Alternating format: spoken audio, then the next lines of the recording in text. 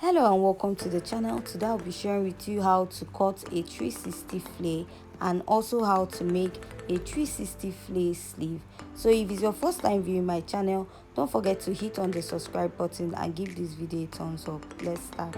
So this is the material that I am working with and I've already folded it into two. So we're going to be folding our material into four. To cut your 360 flare sleeve, you have to fold whatever material you're working with into four. So first I'm going to fold the first one this way. So this is one and this is two. So the next thing I'm going to do right now is to fold it again. I'm going to fold it over again. So and while folding, I'm going to make sure the sides align. And while folding, please bear in mind the length of the flare that you're working with. So after folding, this is one, this is two, this is three, and this is four. So as you can see, I have into four folding right now. So the next thing you need right now is the circumference of where the flare is going to start. If it's round your sleeve or round your waistline, so you're just going to measure that. And also if you have any allowance you're going to add to it, you're also going to do that. So where my sleeve is starting from is my elbow. The round circumference of my elbow is 9.5, and I'm going to be adding 1 inch for ease. That will be giving me 10.5. So that 10.5, you're going to divide it into 4. So you're going to fold your tape into 2, and then whatever you have, you're going to fold it back again. So if you're working for your waist, you're going to measure your waist circumference plus your ease allowance, and if you have a zipper allowance also, you're going to measure that, and you're going to divide whatever you have by 4 inches.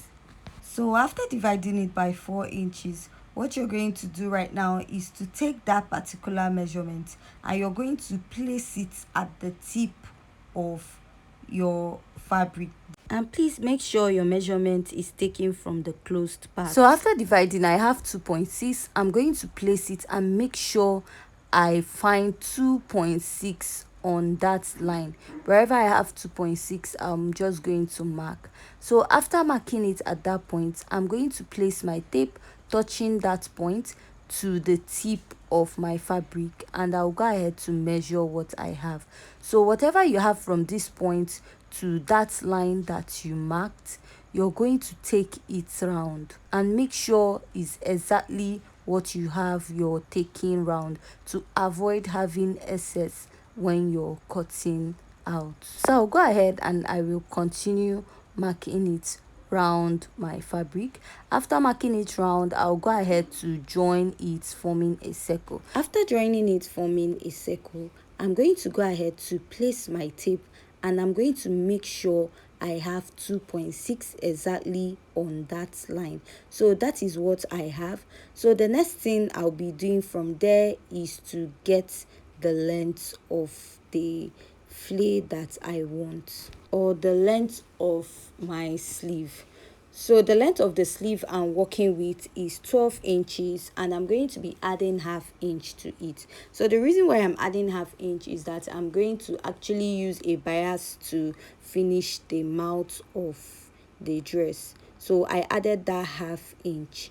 So I'm going to mark that 12.5 inch, and I'm going to take it from that point and I'm going to mark it round, creating a circle. So you're going to continue marking it round until you achieve a circle.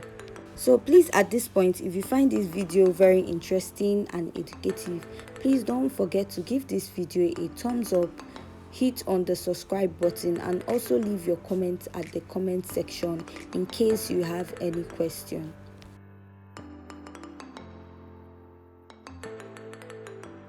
After drawing out the full circle, the next thing is to cut out what you have. So I'm just going to cut the upper part, and I'm also going to cut the lower part. But before I do that, I'm going to go ahead to pin the fabric to avoid it from shifting while cutting. So I'll go ahead to cut out my flare. So after cutting it open, I'm just going to unpin it and I'm going to open it up to show you what I have. So right now, after opening it, this is what I have. So depending on what you're working with, if you're going to make a skirt, you're just going to slit it into two. But if you're making a sleeve, you can go ahead to just attach it this way, but you can also slit it into two if you want to.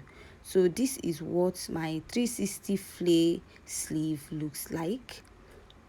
So since I'm done cutting this, I'm just going to keep this aside and I'm going to cut out the basic sleeve. So I'll be doing a freehand sketch method. So what I'm going to do right now is to measure my armhole circumference, and I'm going to be adding 1 inch ease allowance. So this 1 inch is not a standard.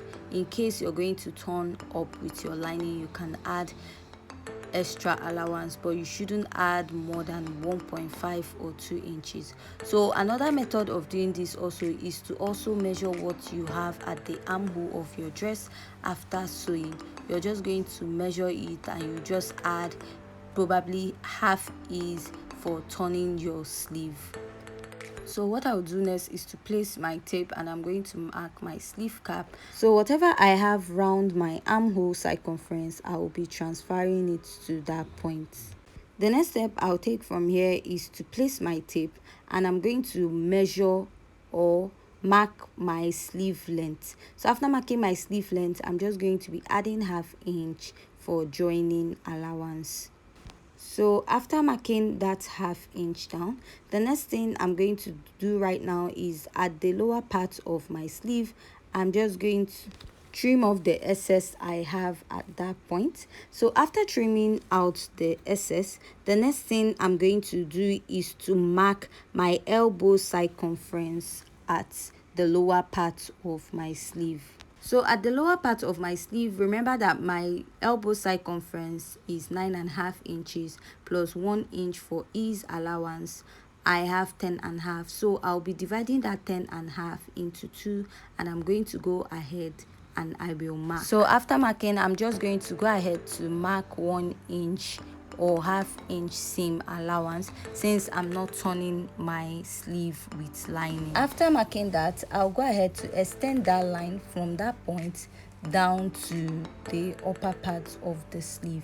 So right now my sleeve is ready and I'm going to cut it out.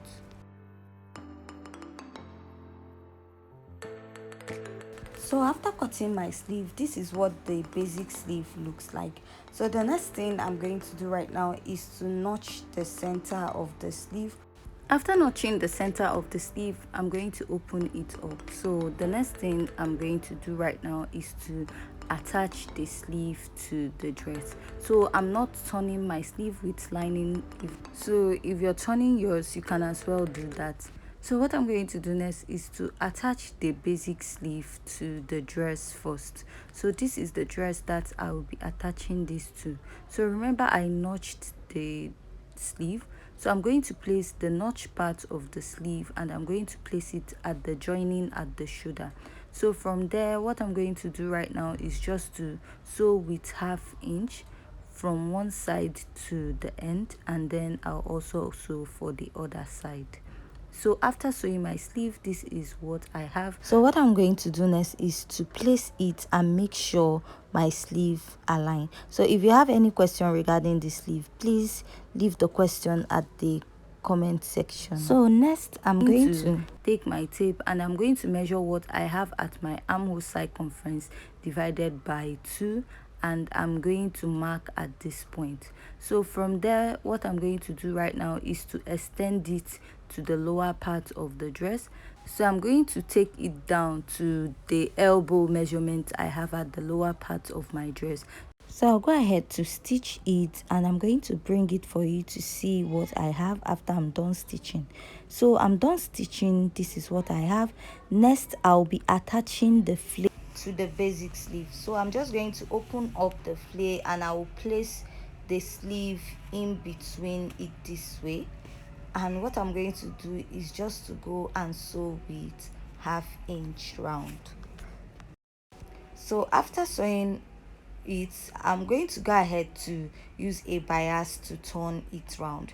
So after sewing my sleeve, I cut out a fabric, the same fabric as my bias, and this is what I have. So at this point, we have come to the end of the tutorial. Please like, share and subscribe, and don't forget to turn on the notification button to get new updates from my channel whenever I post new videos. Thank you, and see you in the next video.